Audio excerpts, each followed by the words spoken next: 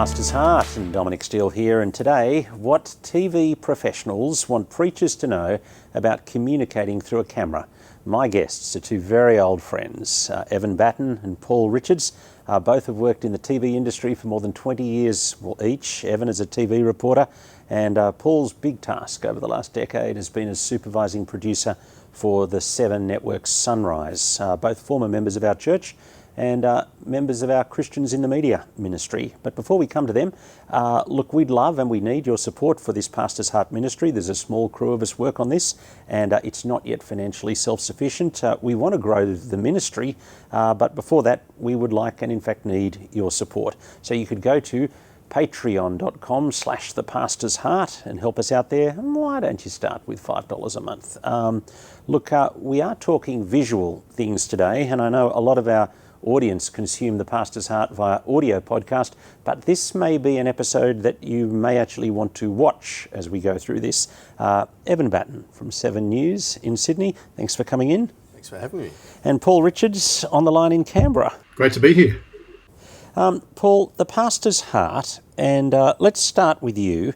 We're thinking about the heart of the pastor, but also the heart of the pastor as we engage in the media, and there are some specific really theological and heart issues engaged in this whole process. Yeah, I think the big thing to keep in mind with all of this is that our job is to be faithful in the way that we talk about the gospel, and that actually at the end of the day, people's hearts will be moved and changed through the Holy Spirit. So production values and all those things are important as far as they can go towards helping you be faithful. But at the end of the day, I think it's really important to keep in mind who it is who does the changing of those hearts. Now, Evan, we got a lot of people here on a very, very steep learning curve, and it is quite a different thing presenting to an audience to presenting to a camera. I mean, I remember you telling me years ago that actually helping leading church had helped you with live crosses for TV. Yeah. But so there are some similarities, but there are some distinct differences. Oh, look, I think as you approach it, people often think you've really got to be quite formal about how you present, and you can almost fall into the trap of becoming like a robot and reading off a script and really have that deer in the headlight moment where you're like, oh my goodness, they're watching. And the more you can relax yourself and pull yourself away from that and almost imagine a room full of people while not presenting as if they're there, but in your mind, imagine that you're talking to a room full of friends. When you say a room, you're meaning an auditorium or a lounge room? Well, like you imagine in your mind, you think, here's church. This is just like church normally, but then the way you act and the way you present obviously is very different. But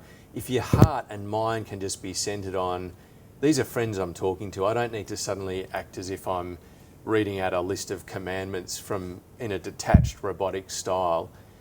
You lose people, and really they stop listening to what you're saying, and they wonder why does he look so like a cardboard cutout or a puppet or a robot. Just the more you can just be casual and having a chat, that I think that helps a lot. Which is where I remember that comment actually, leading church. It helps you when you're suddenly looking at a piece of glass and trying to think, how do I make this real? Well, you've got to remember that you're talking to people there, and it's really as simple as having a conversation, really breaking it back from any sort of formula or speech pattern or, style of performance. Just bring it back to you having a chat to friends. And yet it is different, somebody watching with one or two other people in a lounge room to sitting in the auditorium. How does the genre change? How does the medium change what we're intending to communicate? Maybe Paul, you could jump in there. I think by nature, broadcasting to a camera, you need, it's more intimate. You can see me up close in a way that you wouldn't be able to see me if I was standing up on a stage when preaching at church. And you have to keep that in mind, that someone watching you on their TV screen or their phone are looking right at you. So it should be delivered in such a way that you're just having a conversation with someone. So maybe you be more muted in the lounge room kind of thing than if you were kind of on a big platform moment. Yeah, you're definitely not broadcasting to a room full of people. You're broadcasting to a person or a group of people, perhaps in their lounge room. So I do think that that is worth keeping in mind in the way that you're speaking, and make it a bit more personal if you can. How do you communicate warmth and emotion through a camera? Evan. We'll start with you. We'll come to you in a sec, Paul. Yeah. I mean, it's funny because it's so many things all at once. But on that point, I want to say straight away, if you imagine just talking to one person who you are quite close to, and really that's kind of the sentiment that you've got to have in your mind, and it's really what's going on in your heart. And if you're just so anxious and your world is so closed and you're so tight on reading these words off this page, and you're just barely trying to have eye contact, that's the fail. But if you can just, you know what you want to say, it's in your heart, and you're just trying to get across some ideas to people about how and you're not trying to be anyone but yourself. So you can't get this wrong, right? You can't fail, you can't fall off the cliff. You just be yourself and talk to the people who you know are there listening. That's the kind of idea. Warmth and emotion through the lens, Paul. I mean, you've obviously given feedback to different TV producers, different TV presenters. I mean, as in the Sunrise thing, there's obviously been different presenters who've done it well and not so well, and you've tried to coach people. What things have you said? The simplest thing that you can do is remember to smile. You might have noticed that when I'm sitting here listening to you, I'm actually have a just slight warm smile, because I think all our natural resting positions with our faces is not a smile, it's just a blank look. So those simple body language cues that you can give that make your appearance more inviting to watch and to listen to are very simple, but you actually have to intentionally do them.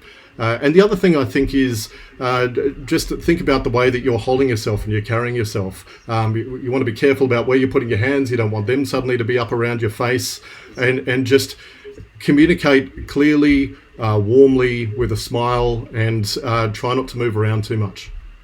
One of the things you said to me earlier, as you looked at some of the things I'd done, you said, my gestures were reaching out of the screen and I needed to keep my gestures within the screen. Do you want to just explain that? Yeah, I mean, it's simply that I think by all means use your hands, but be conscious of the fact that if I suddenly hold my arms out of the screen like this, I'm not going to get the point that you might be trying to make if you were doing that standing up on a stage. So you just have to think about all those body language cues and the way that you're communicating that is different in this medium. What about, one of the things I've noticed as we've moved to, if you like, online church over the last month, sermons have got shorter.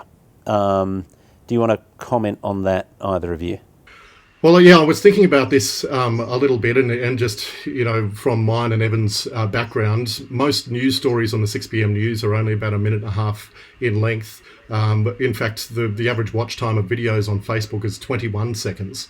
And you've got to think about the attention spans of the people that you're dealing with in an online medium is actually quite short. Now, I think there's a different level of buy-in when you're tuning in to watch a church service. There is an expectation there that you're going to be sitting down and have a bit more of a lean-back experience and watching for a period of time. But you're exposed to a lot more distractions when you're watching a service at home or on your phone. In a sermon, in a church, if I got bored and wanted to get up and leave, I'd actually have to stand up with everyone else sitting down and walk out of the building, which would be quite a statement. Whereas it's very simple for me to simply decide that I've had enough or be distracted by something else happening in the house. So you have to keep the messaging clear, simple, and concise, I think, particularly in this environment, to make sure that you actually get to the points of the things you want to say without losing people's attention.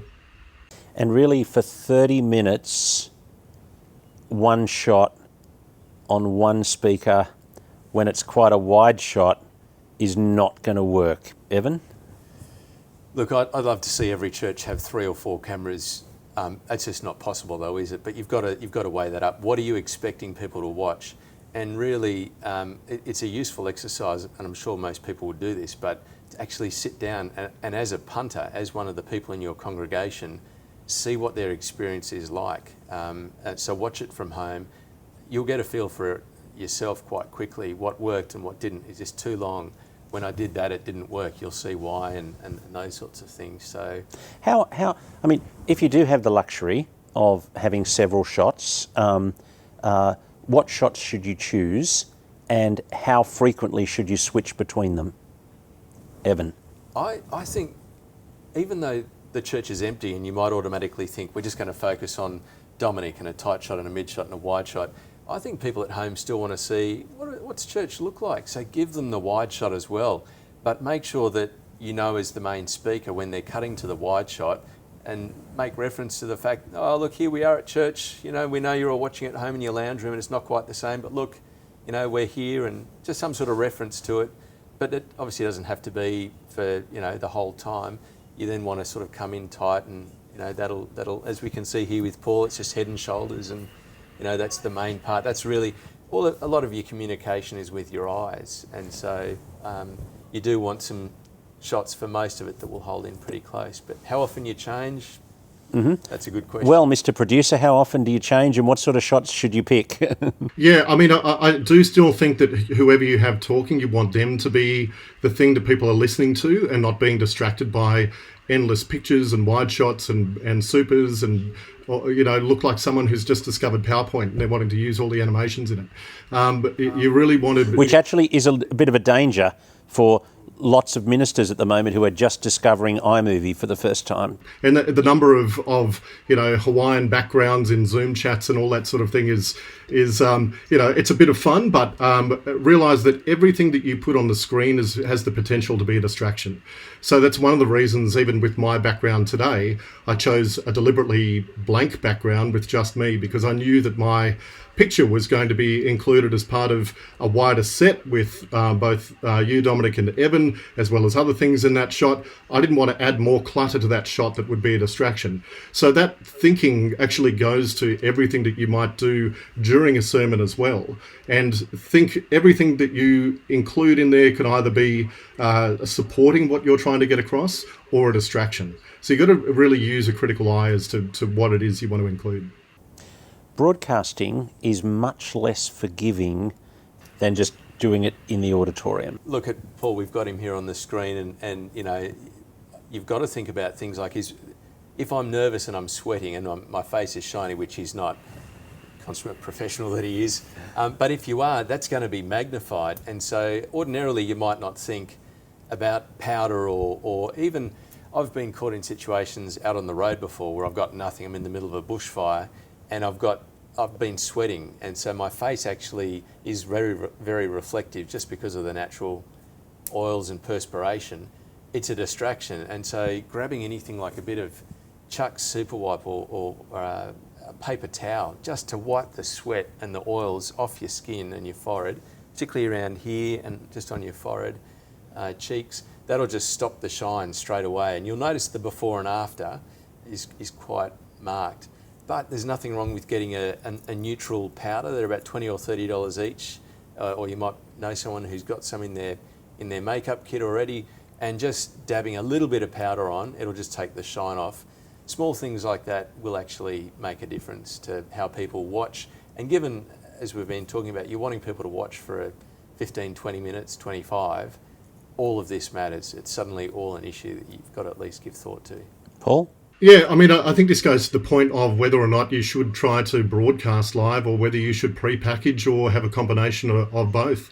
I'm always of the view that know why it is you're wanting to go live, and if it is for that interaction, then that's terrific, but perhaps there are other ways to do that. And if you're not really used to broadcasting live, maybe you want to look at pre-recording and making sure you avoid some of those mistakes. At the end of the day, you want to give people more reason to tune in again next week than not to. So if you end up broadcasting, there's all sorts of technical problems and whatnot, that could be more of a disincentive to tune in again and detract from the message you're trying to get across than if you were to pre-produce. So that's one of the reasons my church has decided to pre-package our services, because we know that we can control the product that it can be what it is that we expect to go out will actually go out, and we're doing the interaction another way. But it is quite a leap then to go to actually doing it live and streaming live, and it obviously takes a different level of expertise as well.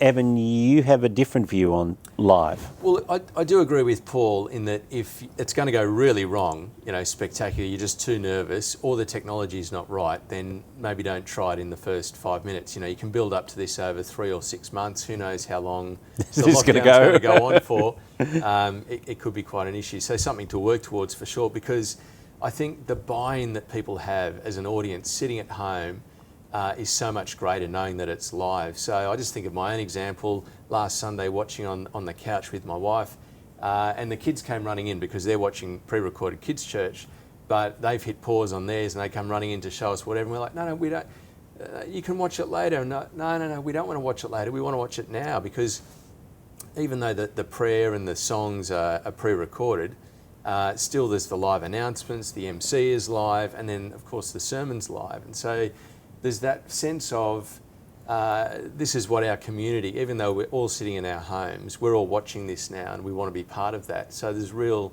strength that comes from that. And also if you do, depending on how you've got it set up, we watch it on YouTube, you can see the comments as well. So all, there's 40, 50 other names sort of popping up, and, comments, they're all saying hello and buying. So it really is a live, interactive experience. Communal experience. It really is. Yeah. Mm. Paul, on the issue of how we speak as preachers, we've been used to saying, now some of you here might feel like this. How do you speak differently if you're a preacher speaking to a camera and an individual to if you're speaking to a preacher speaking to a room? So there are two things really. You can be much more personal when you're speaking on camera, but you're speaking more to an individual than to a room full of people, even if there are a few people sitting on a couch listening at that particular time. Address, say you rather than those watching or everyone out there. You can really afford to be much more personal. And then the second thing goes to the way that you use your voice. You're not broadcasting from a pulpit to a church full of people. You can be a lot more conversation and almost personal in the way that you use your voice. You don't need to broadcast it from the front of a big room. You're just speaking to someone as if they're on a video call with you. What shots do you recommend people using? Well, what I've noticed we're doing at St David's is the shot is very similar to if you were sitting in the pew looking at the lectern from, and so it's probably just a little bit wider than we have on Paul here. I mean, this is good for what we're doing now, but it might just go a little wider to sort of just down about here. That then gives you sort of a frame to about there. I mean, that's not bad. If you've only got one shot, that's probably the one I'd go for. Then what would you add as a second and third shot if you had that luxury? Look, I'd like to see a combination of the extreme wide shot of the room that's very rarely used, but is good at the start, and then to cut to just at different points. So in your talk, if there's sort of chapter headings in your talk, maybe you do that, and I'm not saying literal chapter headings where you announce it, but psychologically, if you want there to be a mental break in the talk, well, then that can be the cue. Maybe you've given a copy of your talk to whoever's cutting between your camera shots, and they know, oh yeah, we're about to change to chapter 2 of Galatians here, so we'll go to the wide shot there. But then another good one would be the head to toe shot, so that, just people get a sense of the room. But really, as Paul said before, you don't want this to be a distraction for people. So if it's the novelty that whoever's pressing the buttons to change the shots has just learnt how to do it, you just really want to treat it with, discretion. Well, Paul, you were talking before about not being distracting. How can shot choice and shot changing increase my paying attention rather than distract? Well, I was talking also before about the pre-packaged service, and something that I've been encouraging my church's minister to do is when he's recording his sermon, think about taking some cutaway shots. And so because it's pre-recorded, we can actually record those after he's finished the sermon. And what I mean by a cutaway shot might be an over-the-shoulder shot of him with his Bible open, looking down at the Bible. And they're just really useful devices to be able to mix to cut between during the service. And they can, if you're pre-recording a sermon, hide some edits after the fact. But yeah, those sorts of things used wisely can actually really contribute. Mm-hmm. What about scripting? And different ministers are going to take different approaches. Some might use a teleprompter, some have a full script that they look down at, some are speaking to bullet points. But I'm seeing quite a lot of ums and ahs on camera at the moment. Have you got any advice here? I love it. I love no script. I love, the bullet points are clear in your mind. What you're wanting to convey to the audience is just there. I mean, that's not realistic for every talk, is it? But that's the most engagement I've seen. I can think of right now the talks that I've been a part of, that I've watched, where the person speaking has actually had something there that they've referred to occasionally, maybe every 3 or 4 minutes, but they know what they're saying. The skill set that person has that not everyone does is that they know not to say ums and ahs a lot. They work quite hard at it, but they're not robotic. They're not an actor presenting lines. They're speaking from their heart about what is important. And when they refer to the passages, they're reading that. But it takes you as a person sitting there watching that, it takes you with them, because the conviction that they put across, that they convey in that time, is so much more real. Compared to reading the notes and looking at the screen. But that's not every talk, that's not every week. That's the ideal though for my mind, because the cut through to the audience is so much greater. Paul? If you're going to use notes, what I would say is have those notes or bullet points just beneath the camera. We're quite used to, in conversation, people looking down while we're speaking to them. So an occasional glance down to some bullet points just below where the camera is perfectly acceptable. What about dress on camera? Does the camera make any difference to what clothes you wear compared to normal church life?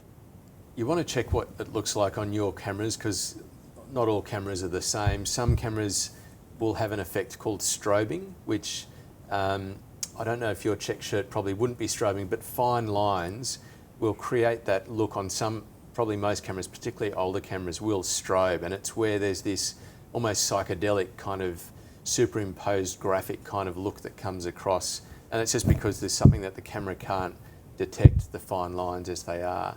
A lot of the cameras these days don't seem to have the same sort of problem. So you just want to at least do a check beforehand, stand in front of the camera and go, is this causing any of those technical strobing issues?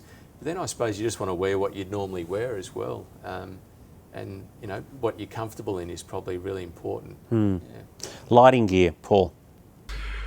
Well, what I've got set up here is actually 3 lights. I've got a light directly in front of me, which is filling the shadows on my face. I've also got a light over my left shoulder, which I'm using as a fill light that essentially lights the back of the room, but rather than shining directly across towards me, it's bouncing off the ceiling. So that is sending light to the ceiling and then distributing it around the room behind me. And then there's a third light over my head, which is a hair light, and that is just adding a slight touch around the hair. Now, not everyone has the luxury of having a setup like that for lighting. You can actually achieve quite a lot with just a lamp behind your computer. So I've seen some great instructions from a filmmaker called Tom Ford, who said if you have a lamp behind your computer that is shining down, and we can put a link to this as part of this broadcast, and then a piece of paper that the light shines towards, and that will bounce and add some fill light to your face. And so even a simple lamp can actually add a lot. It's the direction that you actually pointed that matters. And rather than pointing directly at you, you want to bounce the light so that it helps fill the shadow on your face rather than create some sort of distracting shadow. This would actually be true for somebody just engaging in a Zoom conversation, as well as the broadcast situation that we're talking about here. What I'm noticing at the moment is a lot of people are using little clips of congregation members reading the Bible or praying in their services, and some of those are dreadfully shot, where the person is in darkness and the wall behind is all bright and things like that. How should I actually just position the camera, my phone, in that situation to not make a mess of it? Evan? I think the first thing I've seen go wrong with that is having it down too low. So really, you want to have it at the height that the audience is going to be looking at. So eyeline height is probably a good starting point. So you put the camera at the level of your eyes? Yeah, and that might mean getting somebody else to hold the camera for you, your phone camera if that's what you're using. But that's sort of a starting point at least. I mean, I noticed, Paul, you've got your camera at your eye level. You're just using a laptop as your camera? That's right, yeah, it's a laptop, and then I've got a stand which the laptop is elevating. If you don't have a laptop stand, just pile up a couple of books. Pile of books, yep, yeah. And have it at the eyeline height. Your laptop's not sitting on your desk, and so we've had person after person do a Bible reading or something from their laptop, but or a minister preach a whole sermon looking at their laptop, and they're looking down from on high, and we're getting the whole sermon up their nose. The other really simple thing that you can do is turn your phone on the side. The number of people who record videos that are in portrait mode, which is one thing if you're planning to post them on social media in a Facebook or Instagram story, but turn the phone on the side. If it's going to be edited into a wider sermon or service, the chances are it's probably going to be put on a platform like YouTube, and there's probably going to be people actually watching that from their televisions or laptops at home, and you don't want those two big black bars coming down the side. You want to fill the screen, and the simple way to do that is to tip your phone on the side when you record. And I really liked the point that you made about getting someone else to film for you. If you possibly can, have someone else do it. If they have to kneel on a chair or something like that, you're going to get a much steadier shot than you trying to do the reading, look down at the Bible and hold the phone at the same time. So yeah, definitely get other people involved if you can. Evan? Yeah, I'd agree. I like what Paul, if I can just grab your phone, Dominic, because a lot of social media stuff we film like that. Yeah. And you take selfies like that and all of that. But TV screens are that shape. So you want to just encourage people to film it like that. Because how many times Paul and I have you get the phone vision of the car chase or the robbery or something, and he's talking about you've got to have the black then gets put down the side or it gets zoomed, it gets messy, basically. So yeah, just if everything could be filmed that way and held up at about this height, eyeline wise. Yeah. Great. Gentlemen, thanks very much for coming and talking to us today. Pleasure. My guests on The Pastor's Heart, Evan Batten, journalist with the 7 Network, and Paul Richards, who is the Communications and Outreach Director for the Australian Academy of Science. And you're with us on The Pastor's Heart. We hope you can join us next Tuesday afternoon